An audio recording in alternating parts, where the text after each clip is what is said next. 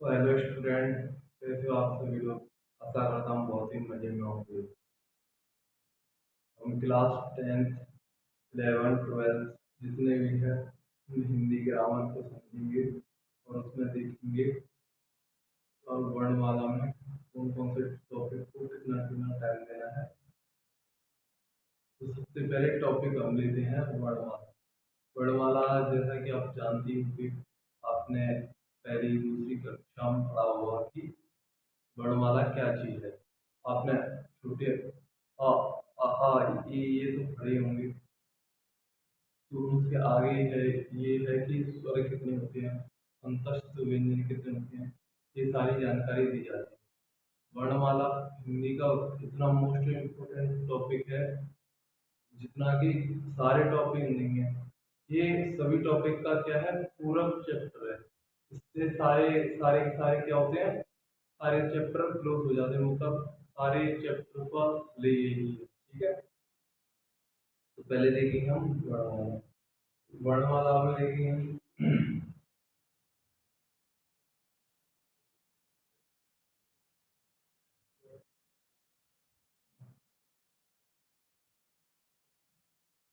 वर्णमाला। पहला सवाल हमारा ये बनता है कि वर्णमाला कहते किसे। तो वर्णमाला वर्णों के व्यवस्थित समूह को क्या कहते हैं, वर्णमाला कहते हैं। वर्णों के व्यवस्थित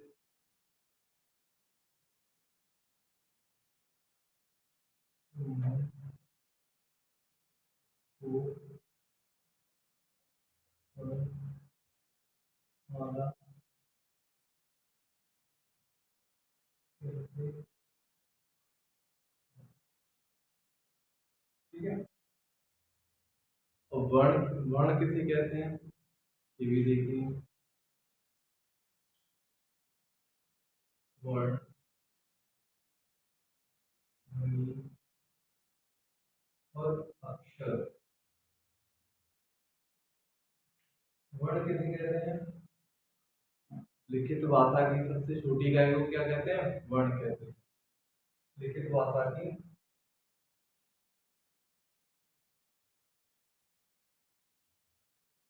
भाषा की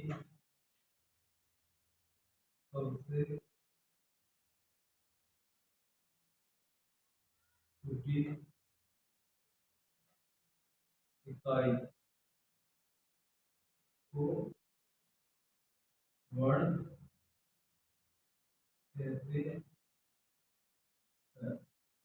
फिर ध्वनि किसे कहते हैं, मौखिक भाषा की सबसे छोटी इकाई क्या है, ध्वनि। मौखिक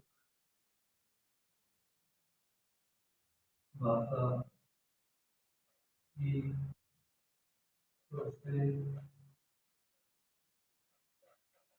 छोटी इकाई को ध्वनि कहते हैं। ठीक है, फिर अक्षर किसे कहते हैं। तो हम पूरी हिंदी वर्णमाला में जो आ का प्रयोग करेंगे ना, ये इसका ये ध्वनि देता है ना की। जैसे अनाथ, जिसके माता पिता ना हो, जिसके माता पिता ना हो। ठीक है, वैसे ही अपेय, जिसे पीने लायक ना हो, फिर ना की ध्वनि देता है, यानी जिसका क्षर ना किया जा सके, अर्थात जिसको मिटाया ना, जिसको जिसका क्षर ना किया जा सके, जिसे नष्ट ना किया जा सके, उसे क्या कहते हैं, अक्षर। जिसका क्षर ना किया जा सके, क्या कह रहा था अपना, अक्षर होता है। ठीक है, जितने साथियों को इसका स्क्रीन शॉट लेना है वो ले सकते हैं। चलो हट गया। अब पढ़ेंगे हम वर्ण कितने हैं। ठीक है, अब पढ़ेंगे हम वर्ण कितने हैं। अब देखेंगे वर्ण, हिंदी वर्णमाला में कुल कितने वर्ण हैं। हिंदी वर्णमाला में टोटल कुल वर्ण कितने हैं। हिंदी कुल वर्ण कितने हैं। कुल वर्ण कुल वर्ण कितने हैं। तो कुल वर्ण है बेटे 52 प्लस 1। ये 1 क्या है, ये 24 अगस्त 2024 को केंद्रीय हिंदी निर्देशालय ने क्या किया है, हमारी हिंदी वर्णमाला में एक एक क्या जुड़ा है, वर्ण जुड़ा है। तो वो वर्ण कौन सा है, इसकी डेट याद मत रखना, 24 अगस्त, वैसे माइंड में देख लेना 24 अगस्त 2024। और ये वर्ण कौन सा है, जिसे हम कहते हैं विशिष्ट वर्ण। विशिष्ट वर्ण, ये वर्ण कौन सा है, ये लड़ा, किसकी ध्वनि देता है, आ की। जैसे हम अपनी भाषा में कैसे कहते हैं, ये लड़का, लड़का कैसा है, काला है, काला। हरियाणवी में कैसे कहते हैं, ये लड़का कैसा है, काला है, काला। ये वही वाला ता, लड़ा। ये कैसा है, अपन जैसे बोले ये लड़का कैसा है, काला, तो वो कैसे बोलते हैं, ये लड़का कैसा है, काला है, काला। समझ गए। आशा करता हूँ आप इतनी बुद्धि समझ सेंस रखते होंगे, आगे ही होगी। और इससे आगे बढ़ते हैं और टोटल वर्णों को देखते हैं। ठीक है, पहले देखें स्वर। स्वर कितने हैं, स्वर है भैया 11। केंद्रीय हिंदी निर्देशालय स्वर कितने कहते हैं, जिसका उच्चारण स्थान क्या, जिसका उच्चारण कैसा हो, स्वतंत्र रूप से हो, जिसका उच्चारण स्वतंत्र हो, स्वतंत्र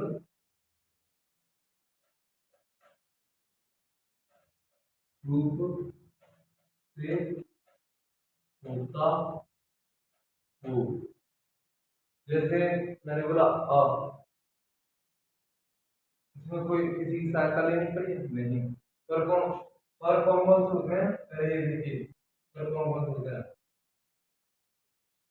अ दीर्घ आ, ई दीर्घ ई, उ दीर्घ उ, री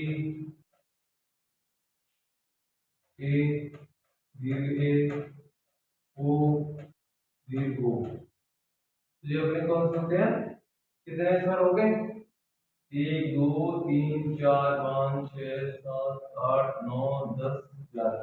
कितने हो गए, 11। जैसे मैंने बोला आ बोल, आ को उच्चारण करने में किसी की सहायता लेनी पड़ी नहीं, तो ये कैसा अपना स्वर है। जैसे मैंने बोला इसके उच्चारण के लिए हमें क्या लेना पड़ा है, छोटा आ, का, आ, का, इसमें क्या आता है, अगर इसे शुद्ध शुद्ध व्यंजन बनाने के लिए ना तो अलंग लगा देते हैं, क्योंकि संस्कृत में है हल और स्वरों को क्या कहते हैं, अच कहते हैं। ये कैसे बने, इसमें छोटा आ छुपा हुआ है। जैसे ही माँ, माँ में क्या छुपा हुआ है, छोटा आ। इसमें छोट जैसे या, को या में क्या छुपा हुआ है, आ। इसमें से आ को निकालेंगे तो यहाँ के यहाँ लगा देंगे अलग, ये धन, छोटा आ।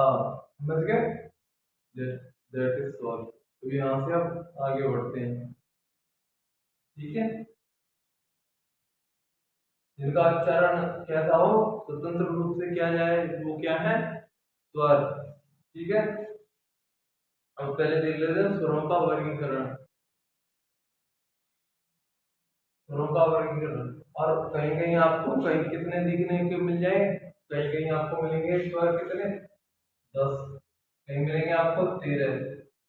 13 कौन से, इसमें अयोगवाह को भी जोड़ दिया जाता है, अनुसार और विसर्ग। और इसमें 10 कौन से, री को हटा दिया जाता है। ई को हटा दिया जाता है। क्यों? ये उच्चारण के स्थान पर उच्चारण के आधार पर, जैसे री, री जैसे क्या, री किसकी ध्वनि देता है? री, री जैसे, ठीक है, ध्वनि दे री।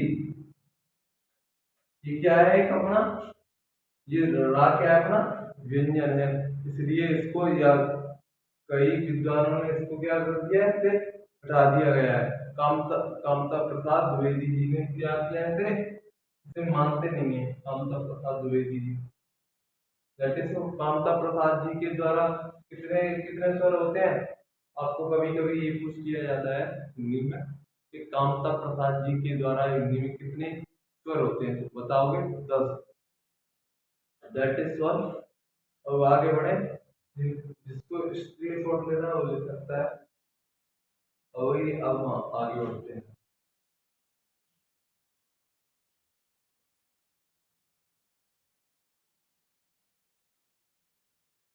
अब देखते हैं स्वरों का वर्गीकरण, स्वरों का वर्गीकरण देखेंगे।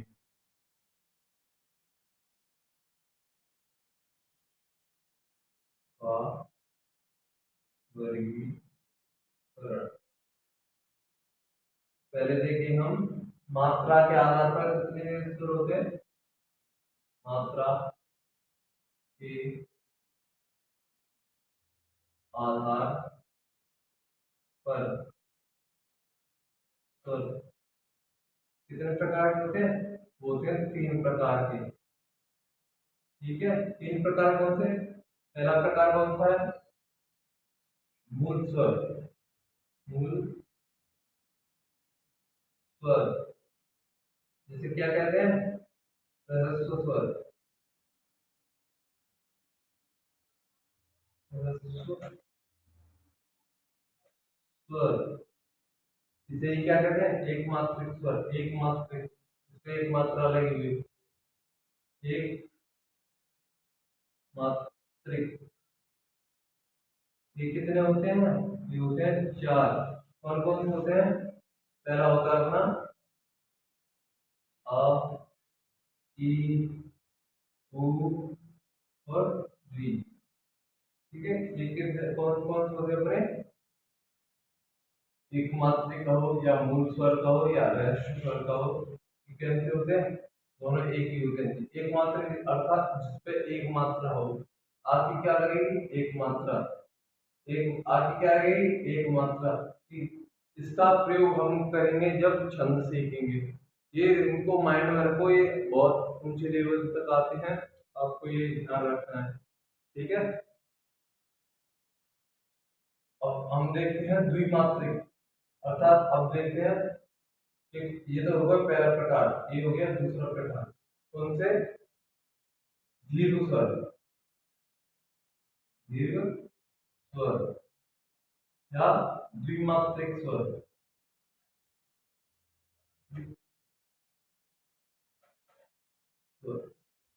ठीक है, द्विमात्रिक स्वर में ये कितने होते हैं?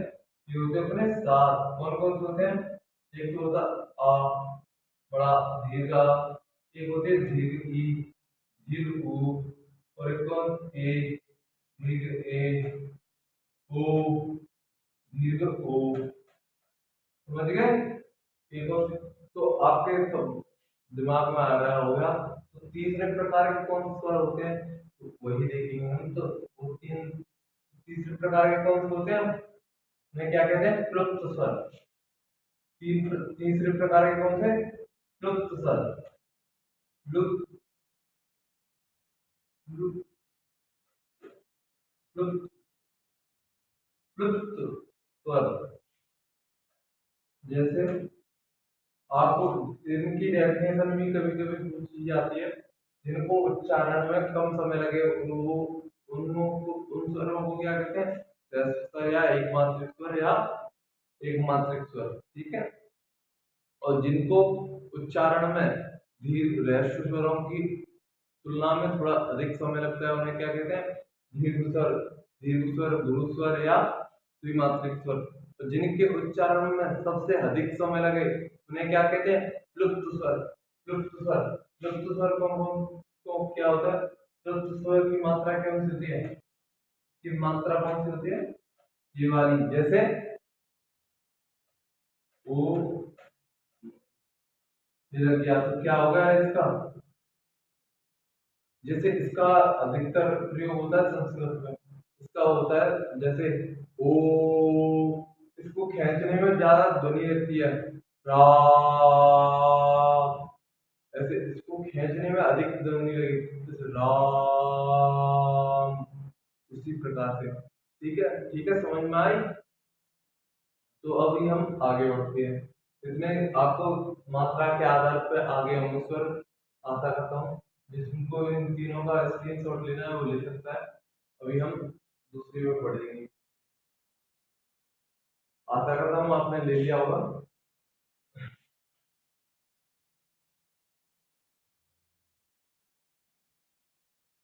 और दूसरे होते हैं अपने क्या? मुख खुलने के आधार पर। पहले देखो, पहले जाति के आधार पे देखो, जाति के आधार पे कितने प्रकार के होते हैं स्वर? जाति के आधार पर स्वर कितने प्रकार के होते हैं? ये कितने प्रकार, जाति के आधार पर स्वर कितने प्रकार के होते हैं? वो होते हैं अपने दो प्रकार के। कौन कौन से? एक होता है अपना सजातीय स्वर,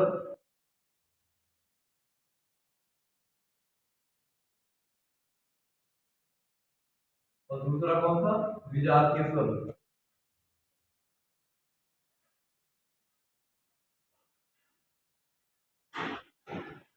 सजातीय स्वर कौन से?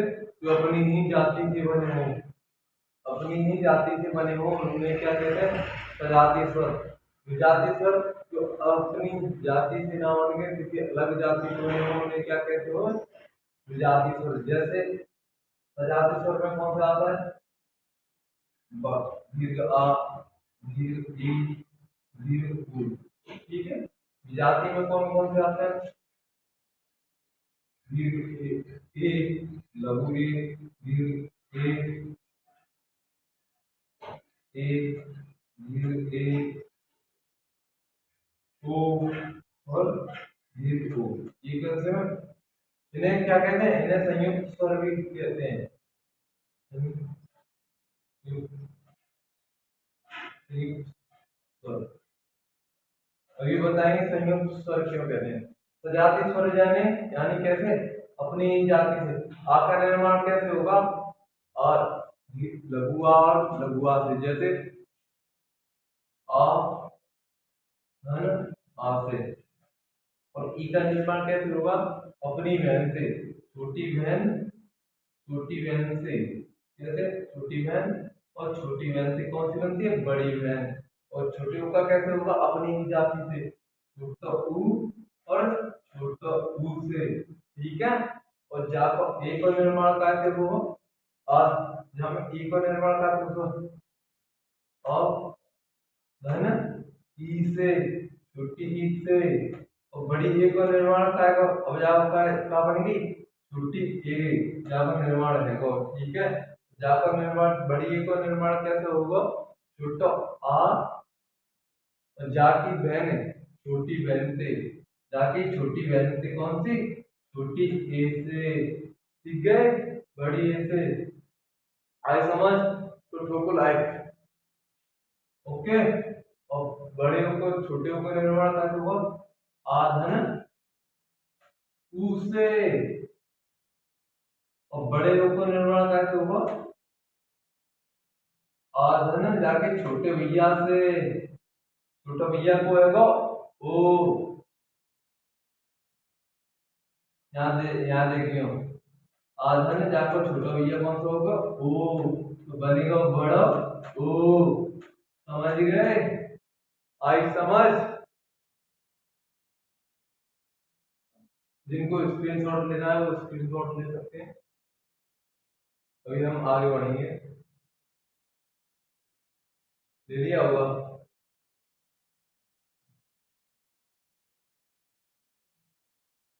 अब देखेंगे मुख खुलने के आधार पर, जीव के आधार पर देखेंगे पहले, जीव के आधार पर स्वर।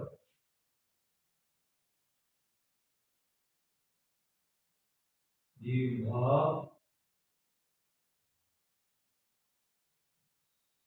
जीव के आधार पर स्वर कितने होते हैं, जीव के आधार पर कितने होते हैं, स्वर होते हैं अपने 3 स्वर। कौन कौन से, पहले देखेंगे अग्र स्वर, जैसे आगे की तालु से बोले जाते हैं वो कौन से होते हैं, अग्र स्वर। जैसे कौन से होते हैं, अग्र स्वर, अग्र, अग्र स्वर कौन सा होता है अपना, अग्र स्वर कौन सा होता है, जिनकी आकृति आगे की ओर हो, जैसे हम ई को बनाएंगे, ई, या तो कैसे स्टैंड कैसे हो रहा है, आगे को झुकी हुई, जैसे आगे को, या इमेजिन करो, आप मुंह दो, हाँ इमेजिन करो, ई की एक बड़ी सी ई है, बार रखेंगे तो बाकी आकृति क्या है, कालम करिए छोटी, आगे को आकृति बड़ी सी स्टैंड आकृति, स्टैंड कालम को ना आगे को कालम करेगी, जालम को तो कौन से अग्रसर, इन्हें थोड़ा याद रखना पड़ता है, इसीलिए थोड़ा ट्रिक से बता रहा हूँ। और ठीक है, और एक आती है अपनी बड़ी ई, ठीक है, जाको स्टैंड कैसा है, जाइलन कालम रहेगी जी अग्र के लिए, ये कौन सी है, बड़ी, और ए, आप समझ ए, ए कालम को करेगी जालम को, ठीक है, जाके बड़ी बहन ए, समझ में आई, ये अब अग्र स्वर कौन कौन से होते हैं, ई, दीर्घ ई, ए, दीर्घ ए, समझ गए। और मध्य स्वर कौन से होते हैं, मध्य, मध्य स्वर, मध्य स्वर सिर्फ एक, मध्य स्वर सिर्फ एक कौन सा, जिसे अपन उदासीन स्वर कहते हैं, क्या, अ, छोटा आ, जो सब में होता है क्या, अ, जिसे क्या कहते हैं, उदासीन स्वर, उदासीन स्वर, आई समझ, जिसे उदासीन स्वर कहते हैं। जैसे कि उदासीन कैसे, तो सब में छुपा हुआ होता है, जैसे इसमें दिख रहा है नहीं, ये अलग छुपा हुआ है ना, उसी प्रकार से ये दिखता नहीं है, छुपा हुआ होता है, इसलिए इसे उदासीन स्वर। मध्य स्वर क्यों बोलते हैं इसे, तो देखो अ बीच बीच में से आ रही है कि नहीं ध्वनि इसकी, तो दैट इज स्वर, समझ के। अब क्या रह गया अपना, पक्ष, पक्ष स्वर, इसे इधर लिख रहे हैं ना, उदासीन स्वर,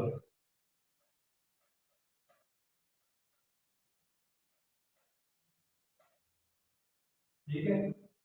और अपने आते हैं पक्ष स्वर,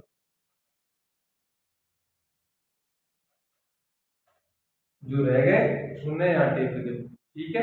कौन कौन से रह गए, जैसे कि रह गया में दीर्घ आ, और कौन सा रहेगा अपना दीर्घ ऊ, दीर्घ ऊ, और ओ, दीर्घ ओ, और क्या रह गया, हो गया काम।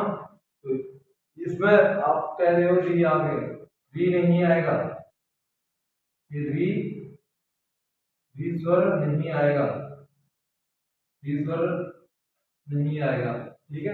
क्यों, मैंने अभी बताया था उच्चारण के स्थान से, यानी जिह्वा, जिह्वा से करेंगे तो क्या है, री केस की ध्वनि दे रहा है, राधानी ई की, जैसे किसकी ध्वनि दे रहा है, री की, जी रा क्या है अपना एक स्वर है, इसलिए इसे क्या नहीं मानते हैं, ऐसे उच्चारण के आधार पर इसे क्या नहीं मानते हैं, स्वर नहीं मानते हैं, ठीक है, आगे समझ।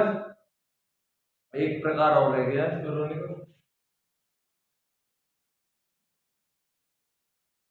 एक प्रकार कौन सा, जब से मैं बोल रहा हूं कौन सा, मुख खुलने के आधार पर, मुख, मुख खुलने के आधार पर स्वर कितने होते हैं, चार प्रकार के कौन कौन से? एक होते हैं विव्रत, एक दूसरे अर्धविव्रत, एक तीसरे समृद्ध,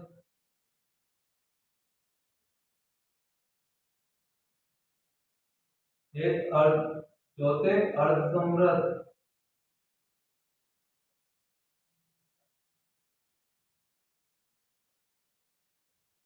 विव्रत में कौन सा? जिसमें मुंह पूरा भरा हुआ हो, जैसे आ। विव्रत में कौन सा खुला है? आ। इसमें आएगा आ। समृद्ध यानी सबाना, विवाह में सबाना। कौन कौन? ईवी, ई ई और ऊवी, ईवी और ऊवी। ठीक है। अर्धसमृद्ध में कौन कौन से आए? ए, ओ, आदि आए। कौन कौन से? ओए, तो जैसे कि ओ, ए,